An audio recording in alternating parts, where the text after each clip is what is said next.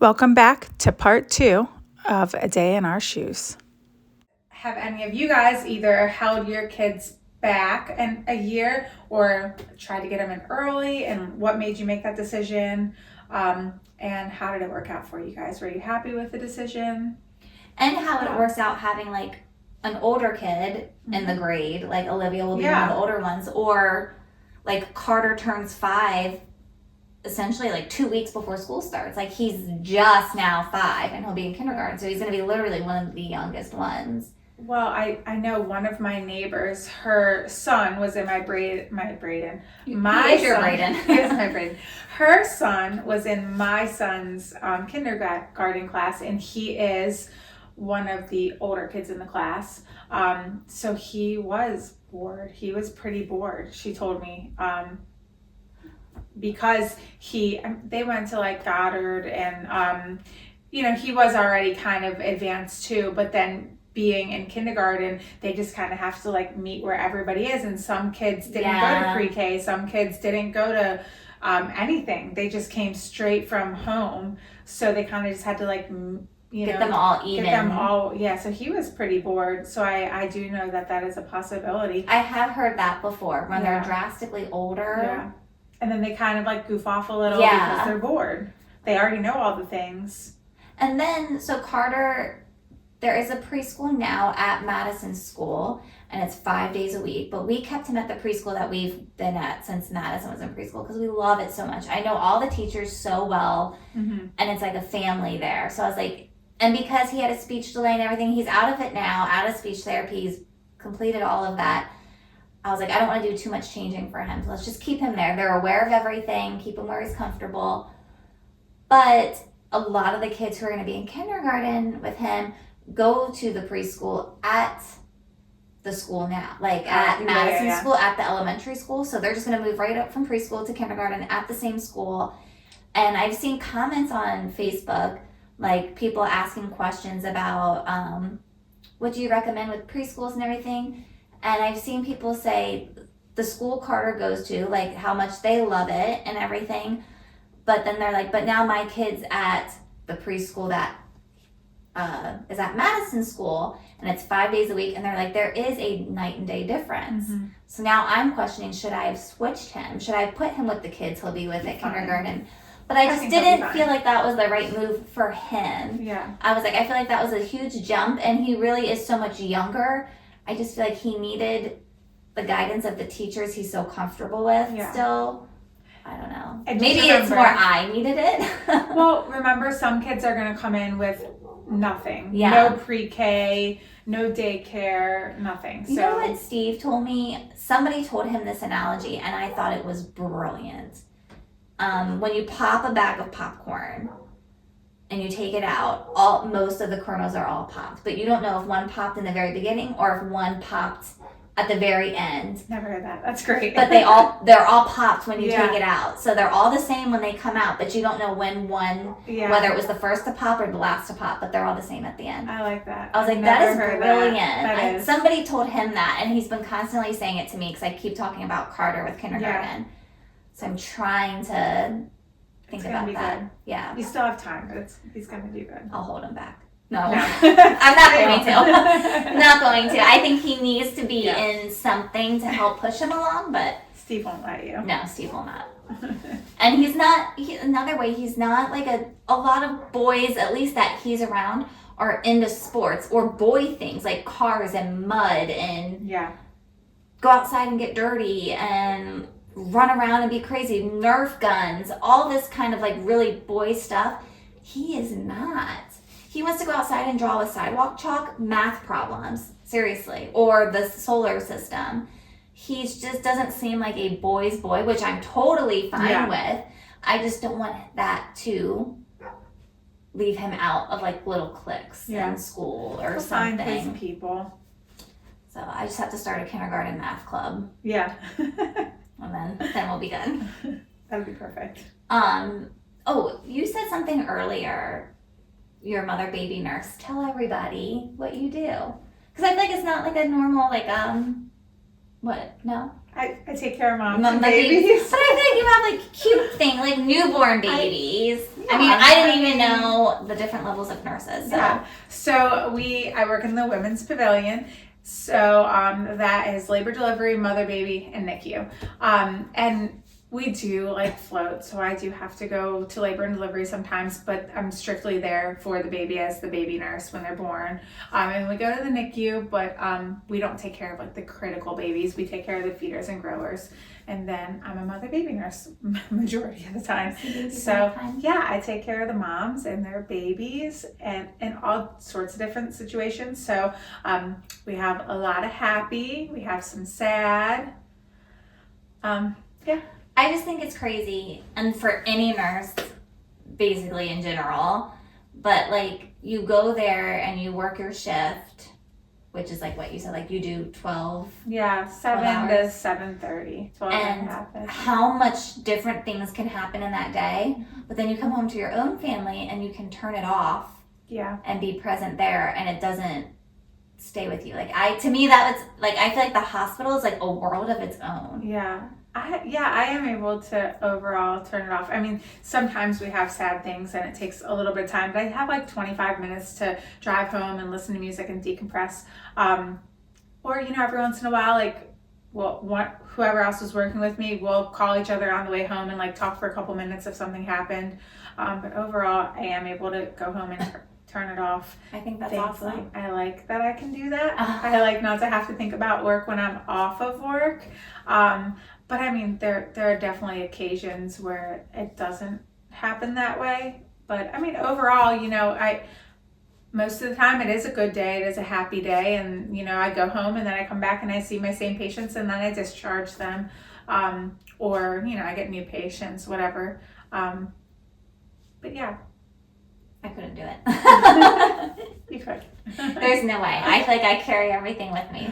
So I feel like any nurse, when I hear stories and stuff, I'm like, you can just come home and like be normal after that. I feel like it takes a special person. I mean, mother baby's different than other things. Like when I worked in med-surg, it's different than that. I don't know. Mother baby is different than when I first started working in it too, though, because everyone's so much sicker and it is a lot more crazy than it used to be. Whole different ballgame. Yeah. But, I mean, it is different than like an ICU nurse or shock trauma or ER, something like that.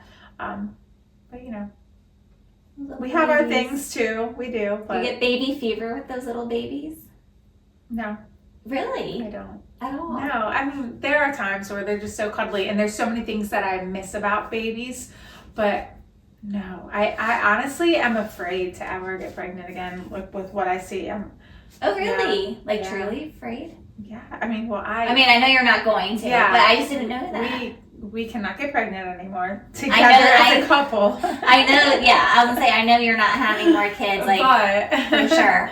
But I didn't know that you were I mean, we'll talk about this in future episodes, but like, both my kids came early. I had a lot of different things going on. I mean, nothing crazy. There's definitely people that had way crazier experiences than I did, but just seeing all that, knowing all that could go wrong.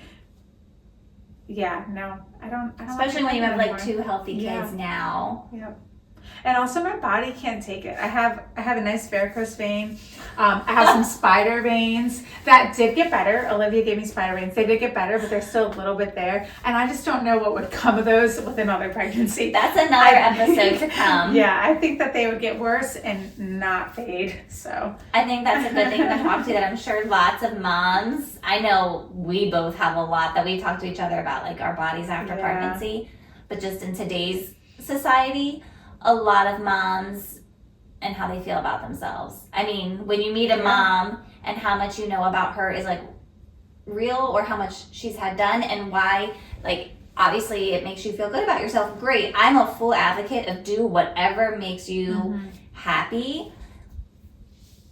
But in today's world, it's at the same time like, it just stinks that we have to feel that way. What makes you feel like you have to feel that way? Yeah, and like we all do it. So we all feel that way about ourselves. Yeah, and everyone's their own worst critic, of course. But I just feel like that would be a good episode too, and I'm sure lots of people could relate. send in Give comments input. about like, or relate to it. Like, I had a kid and I feel like this was my body afterwards. And, I mean, I don't know how you don't feel a certain way about. It is hard to like learn to love yourself when things change so much. But everybody's changes are kind of different. Yeah.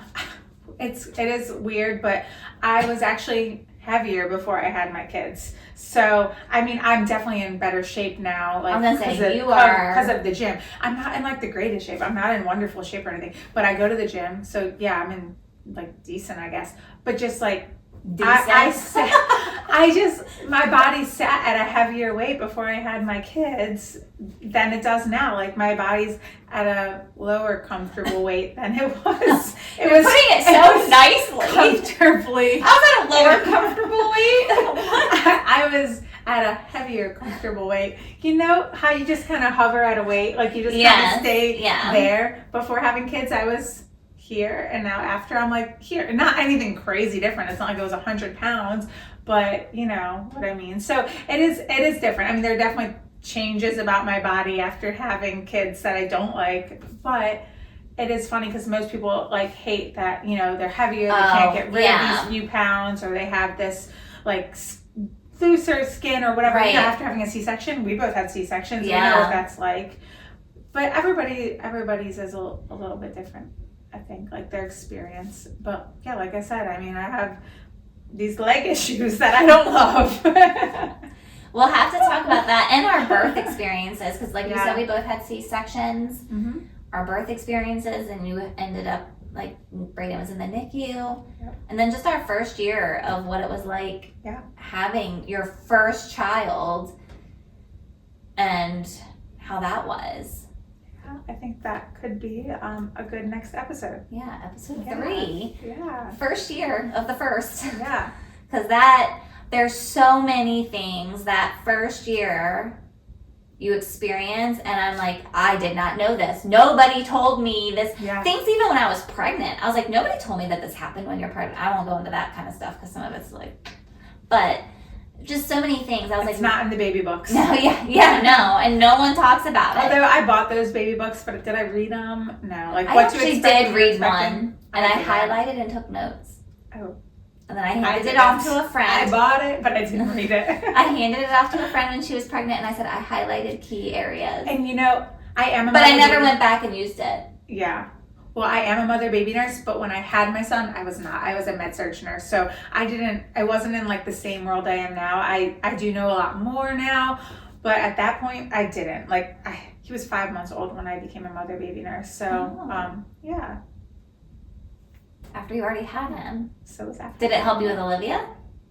Or she was your second, you kind of already knew what was coming, kind of. I don't know. I guess I had a lot of worries because, you know, he was born early, and then I had issues between the two of them, and I knew all of the crazy things that could happen, things that I never knew could happen just from working there. Like, you know, you always, you know, you can't wait to get out of the first trimester so that you can tell people. But then once you're out of there, it's like, what's the next step? You want to get to your 20-week anatomy scan, and then you want to get to viability, and then, you know, there's always something. And like, viability is great, but is that really like the best number? Let's get to a good number. Like, that's how I think, because Brayden was born at 34 weeks. That's a great number. He spent 20 days in the NICU.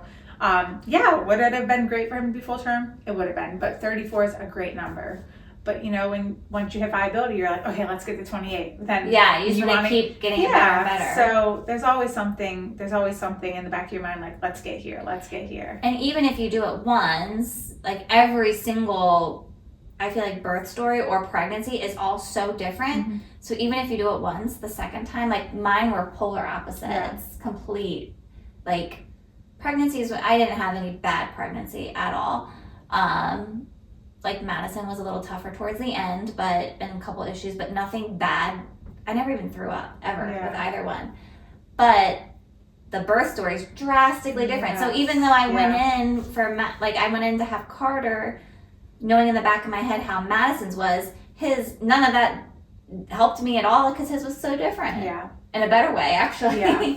So I just feel like, but I mean, that's a whole nother thing because nowadays, I think you said this on our first episode, how like people talk more about postpartum depression now and stuff like that. Yeah. And maybe they did when we both had our first. I don't know. I don't remember. Yeah, it's so hard to remember. I don't remember I remember hearing from my doctor every time I went for my checkups, I had to fill out a questionnaire. And pediatrician ones. Yes, to make sure you're feeling fine. I mean, hopefully people answer those correctly. I don't know. I mean, But I don't think I answered them correctly. When they asked me, like one of the questions was like, do you cry often? And every time my answer was yes, because I was like, the first 6 months of Madison being born, she was colicky and not sleeping and all kinds of issues, nursing and taking about all kinds of issues. Yes, I cried almost every single day. And I was like, I mean, looking back, I do think I had some postpartum issues, but at the time I feel like just not knowledgeable enough to recognize it as you would be now. And I think now so much stuff is on social media than what it was. Oh, so much more. Even though that was only like almost 7 years ago. It doesn't seem like that long, but so much has changed now. I think so too. And how open people are about things now. Because there were so many things I was feeling. I didn't even talk to Steve about. Like I was scared to take her into a store by myself. But I never even brought that up with anybody. I just avoided it at all costs. Same. And if I ever took her anywhere, I'd be freaked out of how I was putting her in the car. Like, the things that would go through my head were just so crazy, and the chances of those things happening were so slim. So why they consumed me the way they did, I don't know. I knew somebody was going to steal Brayden from me at Target. I knew it. I just knew it. Did it happen? No. But I knew it was going to. I watched videos on how to back the cart in to block me and Madison in, so while my back is turned and I'm buckling her in her car seat, no one can come up to us because the cart is like a barrier around us. I mean, so many things. My grandmother got me this alarm whistle to go off. I actually still have it. Yeah. And this guy, though, you have to see if it still works. Oh, yeah, maybe. I'm too nervous to try it. It's really loud. And I'm not quite sure. Actually, one year, our work gave those out to us, like the little whistle things, but I don't even know what happened to it. Like when you're walking to your car at night. Yeah. Mine's gone. There's so many. I can give you mine. But the battery might be dead. I don't know. That won't help. Don't wait to try it. Test it. Yeah. There's just so many things that I was like, and the chances, again, are so small of that happening. But for some reason, that first year, I was just absolutely terrified. And I was also more terrified or embarrassed to tell anybody that I felt that way. Me too. I just kept it until I met you. And you're like, this is how I feel about so many things. I was like, yeah, I don't know what made us feel like we could like open up to each other about it, but we were able to, and thank God we did, because I feel like now, anytime I have a worry, I'm not like sinking it down deep and like being up at night panicking about it. I'm like, well, I can just text Jess, and I know she'll be up worrying about it with me tonight too. I'll probably make it worse. We already said that on the last episode. I'll make it worse. So, yeah, our weekends are very, very different, but our lives are very different. But I think it just all comes down to I feel like you try to do what's best for your kids and your current life, your situation. Yeah, you do what you can do. Yeah. So, I mean, we talked even today, we were like, are our kids involved in too many activities? Because Madison said she wants to sign up again for ice skating because she has one more class and two more classes of soccer, and she wants to continue soccer. She's already committed to the play. And we are not doing ice skating. My kids will break something. Oh, they both already have. Yeah, 2024, the year of broken bones. So we'll see what happens this year. Maybe they're great now. Maybe they're like made of metal or something. Nothing else will break. I don't see ice skating in our future. Carter doesn't seem to want to, but she went to a couple birthday parties and just for some reason was like, if I ever come back here, I want to know how to do it by myself without one of the things. I would like to take them one day. Which, I don't know, I never learned. I mean, I get out there, Steve and I joke, we look like baby giraffes. Like, we cannot, I'm like hugging the wall. But Madison, the first class, they're like gliding at the end. They teach them the very first thing they learn and the very first thing they practice is falling and how to get up on the ice. So I was taking notes because I was like, if I ever have to get out there. So I am from upstate New York, and when we were young, my dad took us ice skating, bowling. We went bowling all the time.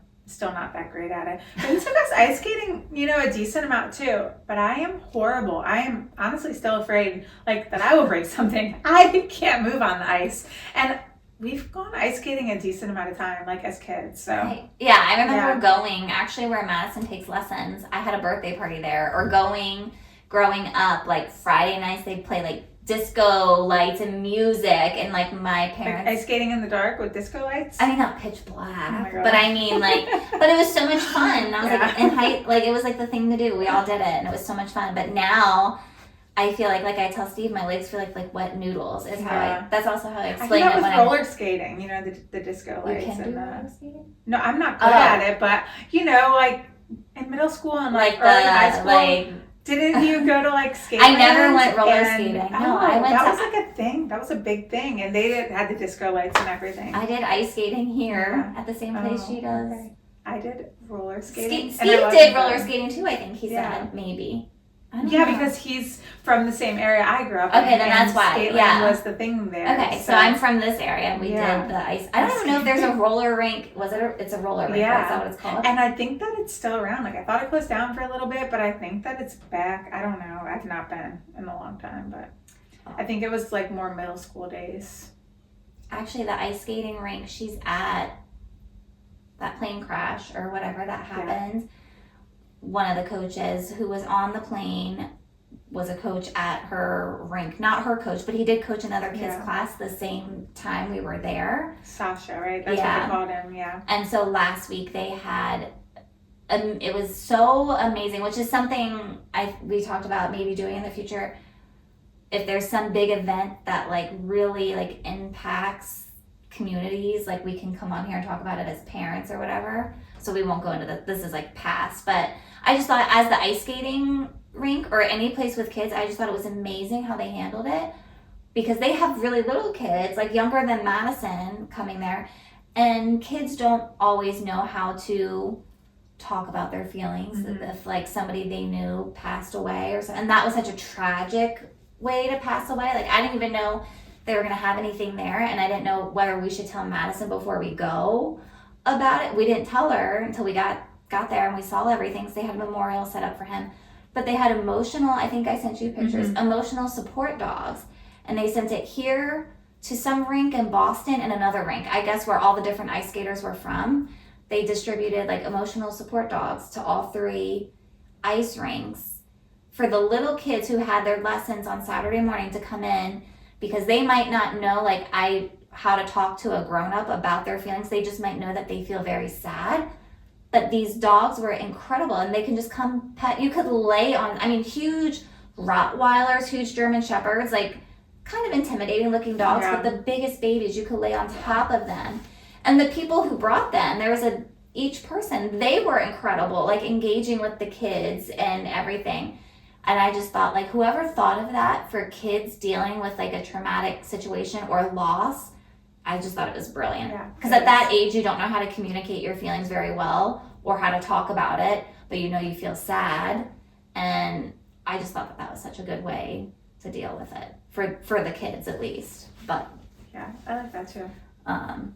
Plus, I love dogs, and the dogs were just absolute how patient they were. And some of them, like I said, the Rottweilers' heads were huge. You walked in, and I was oh my gosh, and they were the sweetest dogs. And even the people, Madison went up to pet one, and the guy was how many times did you fall during class? And she's like 10 times. And he's I wouldn't have stood up at all. If you get really good, you teach me. And I was he just was patient and engaging in the kids, and not just you can pet the dog.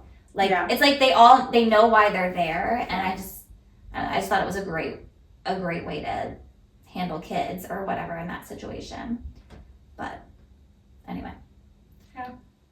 So that was just a look, I guess, into what our weekend is because you look cute and I look like I could just go to bed right now. I don't know if I would call it cute, but yes, you're in regular clothes. I'm in outfit choices, but we'll get there. She showed up and I have pink fuzzy slippers on, and I decided I'll take my slippers off for the episode. I would have worn the slippers if I were you.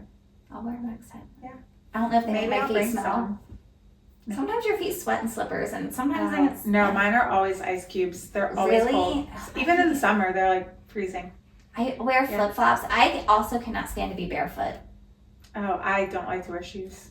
You're just like Steve. Yeah. I'm so opposite. Even in the summer, I have flip-flops on in the house. No, I can't not stand. Me. Shoes come right off. If I step on something, and like with kids, this is inevitable, and with our dog, absolutely inevitable. I cannot stand to walk on the ground and feel things on the bottom, like crumbs or something. Yeah. And I am a like obsessive vacuum cleaner. Your dog doesn't eat those crumbs up? I mean, my dog, yeah, you would think, because he eats it. Yeah. He eats our fence out back and rocks. You think he would eat it, but I just like, I cannot stand if I feel anything on the bottom of my foot. I'm like, whoa, like panic. Yeah. So I'm like, I just need a barrier. Yeah, no, I don't even really like to wear socks that much, but my feet are just so cold in the winter that I have them on. But, and I don't even always have them on at home. Sometimes I just suffer. But, you know, yeah. So that's why I have my slippers on. But I was like, I'll take them off. So if you ever see me with fuzzy slippers on, it's because my feet can't touch the ground. Unless carpet. If it's carpet and I know it's clean or vacuumed, and it's only my house, I feel like I'm like that in. I don't know, when I go to other people's houses. Well, I hope you don't come step on my floor and feel stuff and then... No, I really don't on my floor either because I vacuum like crazy. But my dog sheds a lot, so I think that's why I vacuum a lot. We have a golden retriever. Yeah. And I call it tumbleweeds because his hair, like clumps, just blow down our hallway because we have hardwood. Yeah. Except our family room is carpet and this room. But, and I can't stand it. So I vacuum...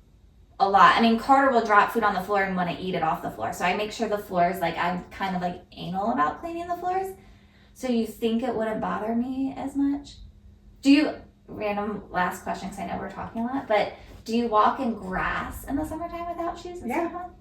What if it's wet? So, no, I don't really like to do the wet. And I prefer not to walk in the grass in my backyard because, you know, the dogs go to the bathroom there. So I don't. But, no, like, I will walk out to get my mail in the front yard. You'll walk down your driveway to the mailbox with nothing on. You were like, Steve will go in our garage with no shoes on, and I'm like, oh, I do that all the time, even in the winter, and my feet are so painfully cold from the coldness of the garage floor, but I will still do it because it just takes too much time to put shoes on just to get something out of the garage fridge. Steve walks out there, and I'm literally like, I was like, you are washing those things before they come into this bed tonight.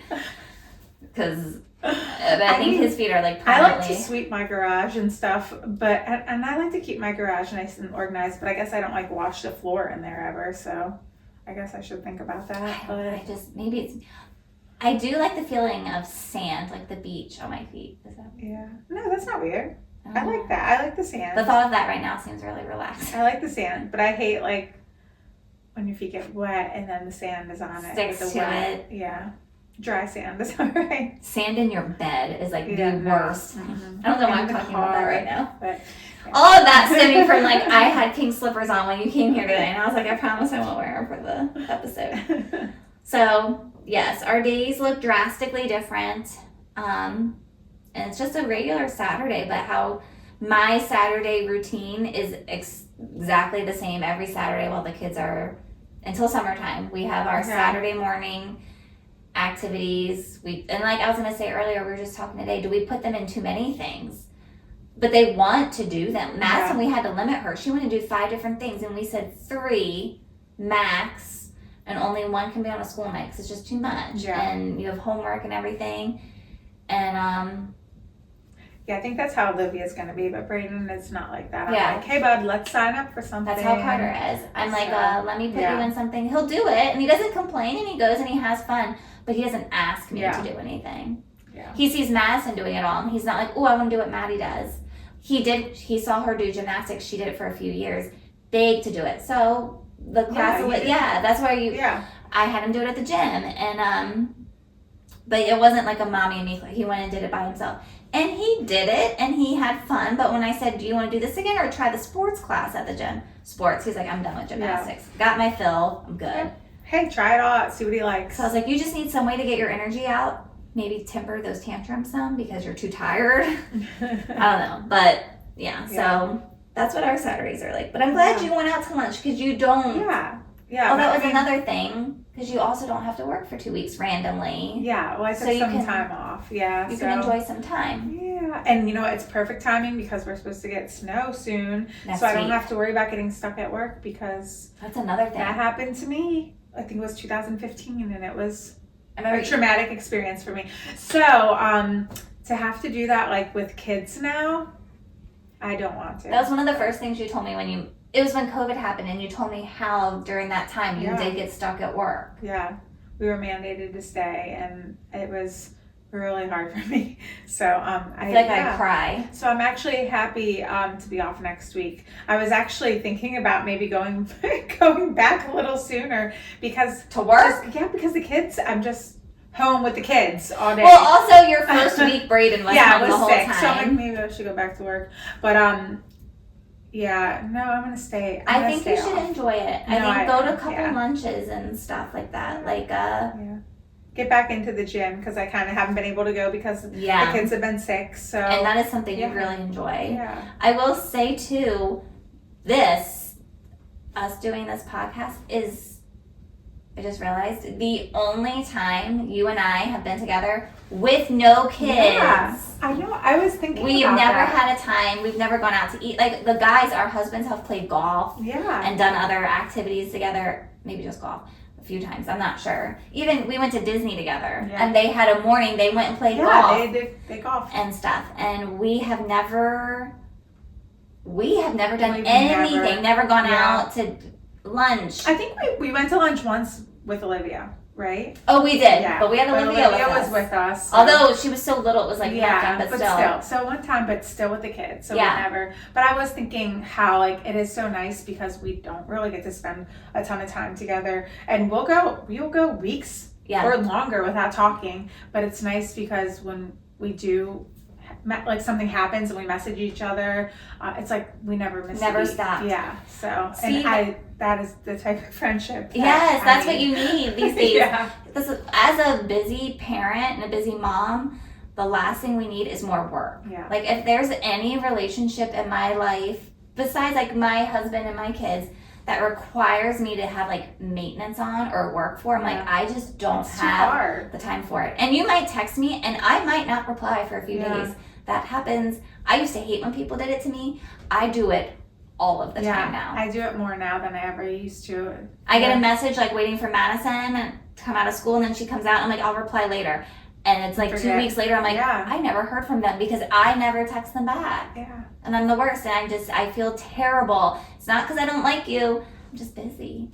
And I'm tired. And at 9 o'clock at night when I have a chance to reply, I don't want to anymore. I'm tired. I forget. There's a ton of things that I look at and I'm like, I'll get back to that. And then I never do. So. Yeah. It just, I mean, I feel like we're all in this together. Isn't that a song? High School Musical. High School Musical. We're all in this together. I'm not going to sing for you then. That's what I feel like. I feel like that's what it is for moms. So, but yes, our days are very different. A typical weekend for me is not, and even what your Saturday's like today, next Saturday might not be the same. My Saturday is going to be exactly the same today as it is next Saturday. My Saturdays that I'm off are pretty similar. If you're off, I'm off, I go to the gym, come home, the kids have like a snack. My mom comes over, we do some sort of lunch, put Olivia down for a nap, and then, I don't know, play games, watch movies, whatever. All that stuff. Yeah, I don't know. We don't really do a whole ton. So, I mean, when there's birthday parties, we do the birthday parties, but we don't do a ton on Saturdays, I feel like, unless there's something pre-planned. I feel like because we're so opposite in that, like, our kids have all their activities. I have found, actually, Madison just told Steve and I recently, the days, like, if we have a Sunday where we just are lazy and, like, we are staying home, Madison will say, can we have a pajama day? And we just stay in our pajamas. Yeah. She'll tell us that was such a fun day or like a best day, or can we do that more? Because we're on the go so much. And I was like, maybe we need to schedule more not busy days. Well, I told Braden today to get dressed, and he said, no, Saturdays are pajama days. So when my mom he's not wrong. when my mom watches them on Saturdays, she tends to let him stay in the pajamas. And I've kind of been doing that too because he's been sick. So He's still in his pajamas. I'm sure when I get home, he'll still be in his pajamas, and we'll just shower tonight and get in new pajamas. But we did that on the last snow day. We didn't get dressed. Yeah, we tend to fit more things in on like Sundays. Yeah, well, because you're both typically home. Which I feel like that's how I would like it. Like our things are Saturdays because it's not like the day before Monday where Steve's going back to work, and we can all do things all together. Yeah, and that's another hard thing for us too, is like when we have the kids' birthday parties, we always do it on a Sunday because Mike's off Sundays and Mondays. I know every time your party's gonna be on a Sunday. And then, but everyone is like preparing to go back to work on Monday, so it's kind of, and before we had kids, like when we'd have like our Friendsgivings or like whatever we used to do, it would be on a Sunday and everyone had to work Monday, so it kind of just like, it throws a little wrench in things, but it works though. I mean, you guys are used to this and it's your schedule. That's what ours is. Just like I said, my Saturday is going to be exactly the same next week. Here I am. Probably wearing the same outfit. Might not even wash it. Just kidding. Just kidding. So, yes, that's our day. And I guess maybe our next episode, I mean, unless something comes up between now and then that seems like a more pressing thing to talk about, maybe like our first year of being moms for the first time, because I still know people who are trying to get pregnant or having their first baby, and I just feel like that is something like that is not talked about enough. Everyone's like, you see those newborn photo shoots and how sweet it is and everything, but like Madison was colic. I did not know what colic was at all. Nobody prepared me or told me. I don't think anyone really knows what colic is, to be honest. It's horrible is what it is. Broad term, and it doesn't really... It's terrible. I actually hate that word because it's... I don't know. If you have like a cranky baby, they just call him colicky and nobody really knows what it is. Because you can't fix it. For my colicky son, it ended up being like a dairy allergy. So now looking back, I learned about that from you, and then Carter seemed to start getting the same issues as Madison quickly with we had a new pediatrician, discovered a dairy issue, solved it all. Yeah. No one ever told me about it with Madison. Colicky on everything. So they just told us we had to deal with it when we were first time parents, and it sucked. I mean, there's no sugarcoating it. Yeah. Even people who wanted to come visit, I was like, we don't have a nice baby. You don't want to come. It's miserable. And I will not be happy if you're in my house. So I have to say no. And there's not always an issue, but when every cranky baby is just called a colicky baby. But things like that, like there are things. There's so many things you don't know, and then you're in the trenches, and then especially when it's your first and you're like, my body's destroyed. I feel horrible. Like whether your birth went great or not, either way, a human came out of you. So you don't feel at your best and your body's recovering. And then you have this living thing that doesn't sleep, needs to eat, and who knows what else, screaming, crying. I mean, for the first time, you're just like, no one tells you the noises a newborn baby makes. Yeah. I mean, the first 24 hours, Steven are just staring at her like, is she awake? What is that? Why is she grunting? I asked the pediatrician, our very first checkup, I was like, she sneezes a lot. Do you think she got a cold in the hospital because it's very cold in the room? Because I was sweating. We get that question all the time. So I was like, is she sick? Because she sneezes a ton. She also makes a grunting noise. Is she breathing? I mean, I looked like a paranoid psychopath, I think. It's better to ask the questions and know than not ask. I also called her hands, paws, her very first pediatrician appointment 4 different times. And I'm pretty sure Steve's like, I think the doctor made a note in the file. And I was like, and then I told her we get a treat when she went home. And Steve's like, you gotta stop. And I was like, hold your paw out. And I was like, dog mom. And my dog was like my baby. So I had to work on that.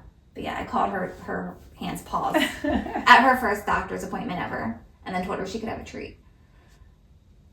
So there's that. But so what was the treat? I don't know, probably milk, I guess. I don't know. Whatever was happening at the time. Yeah. So, anyway. Yeah. It was a little dive into our... It's a big dive. I feel like we kind of were all over the place. We did. We kind of touched on a lot of things that I think... Yeah. Because our Saturdays, I feel like looking at us, we look very... Like we did different things today. But typical days for us. Yeah. And I think maybe... next time we can dive into like first experience being a mom for the first time and how that looked like for us and what it might look like for other people, and go from there. Sounds good. All right. Yeah. Thank you. Yeah, thanks for joining us. Yes.